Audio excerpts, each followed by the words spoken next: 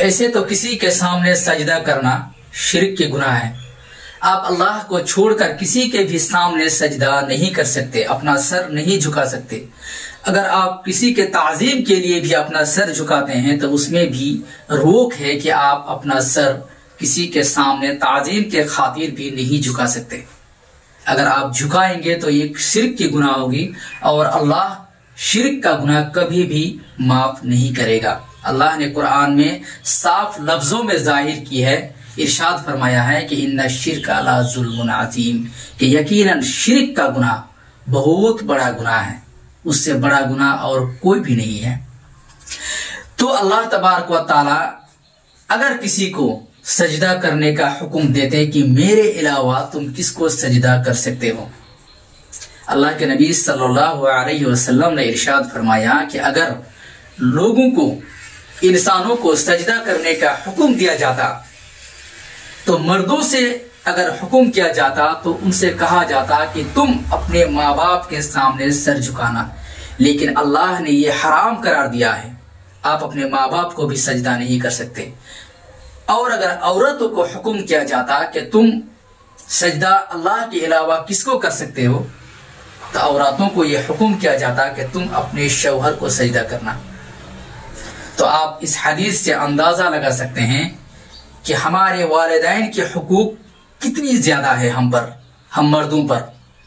जो हम मर्द खुद खाते हैं, अपने माँ बाप को नहीं खिलाते हैं, खुद अच्छे बिस्तर में सोते हैं लेकिन माँ बाप का ख्याल नहीं रखते हैं, खुद अगर बीमार होते हैं तो अच्छे से अच्छे डॉक्टर के पास जाकर इलाज करवाते हैं, लेकिन माँ बाप का इलाज एक छोटे मोटे डॉक्टर से भी हम नहीं करवाते हैं।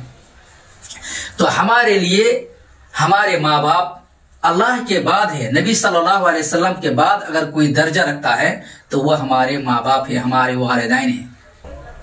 औरतों के लिए भी एक बहुत ही बड़ी बात है कि औरत भी अपने शौहर की नाफरमानी करती है, अपने शौहर की हर हमेशा नाशुक्री करता है, अपने शौहर की तारीफ में कुछ नहीं कहकर लोगों के सामने उनकी गीबत करते हैं। नबी सल्लल्लाहु अलैहि वसल्लम की हदीस है कि अगर औरतों को भी अल्लाह के अलावा, अल्लाह को छोड़कर किसी और को सजदा करने की हुक्म किया जाता तो अपने शौहर को किया जाता।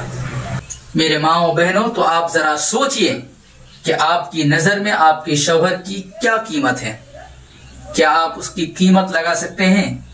क्या आप उनकी ऐसी इज्जत कर सकते हैं जो कि नबी सल्लल्लाहु अलैहि वसल्लम ने इरशाद फरमाया? अपने शौहर की इज्जत करें, अपने शौहर की तारीफ करें, अपने शौहर का कहना माने। आजकल अगर किसी के रिश्ते में खलाल पैदा होती है तो सबसे ज्यादा जो बात होती है वो यही होती है कि अपने शौहर की 90% औरत नाफरमानी करती है, अपने शौहर की बात नहीं मानती है।